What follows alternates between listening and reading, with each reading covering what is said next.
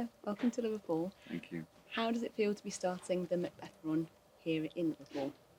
Incredibly exciting, if a little nerve-wracking. We've been looking forward to this for a very long time, and we've been rehearsing in London for the past 4.5 weeks. A fantastic company of actors who are all incredibly committed under the guidance of our director, Simon Godwin. So I think there's been huge anticipation building up in the company. And now we've come here to this theatre that's been made for this production. So it's full of these exciting unknowns with this play that is, one of the great plays ever written, I think, which is always going to be relevant to whoever's doing it. Definitely agree on the anticipation, lots of anticipation. What do you think of the deco? Well, it's exciting. It's really, really cool to have this part of it, which immediately creates an atmosphere and takes you to a different place. And I think that's gonna be very cool for the audience members. It's good for us as well. And then leading us into the auditorium before the story begins. Did we shed a little light on the twist that we've kind of taken on the world here and what it is that we're seeing? Well, I think when we started talking about Macbeth, I felt in agreement with Simon and Indy that we wanted it to be a contemporary Macbeth. And all around us, of course, are these. The play starts, as you know, with a war has just finished and a brutal description of Macbeth eviscerating his enemy.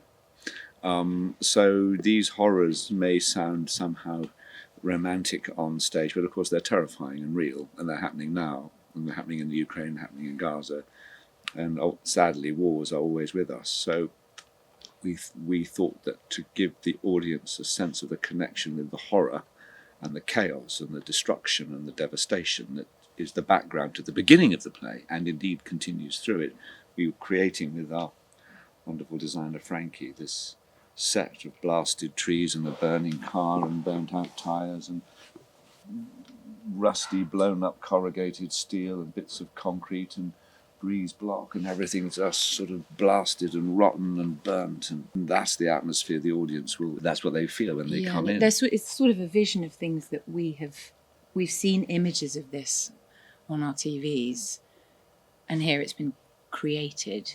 And the set itself is, I think, suggestive of sort of slightly, we were talking about Eastern European / something, possibly Russia, but we were always keen not to say it's this country or it's this place. So our mood board, if you like, for the designer, and there was a sort of referencing of current places. But of course, the place names are Scots, so we had a funny, slightly schizophrenic thing of talking about real Scottish place names in a world. But I think audiences understand that you might talk about Fife and Dunsinane and Inverness, but they're not those places. They are just what the physical atmosphere created by the design will suggest, I hope, to an audience. Places that they've somehow collectively seen in the world today and abroad, possibly. Perfect. Thank you Everything so you much. Enjoy your time in Liverpool.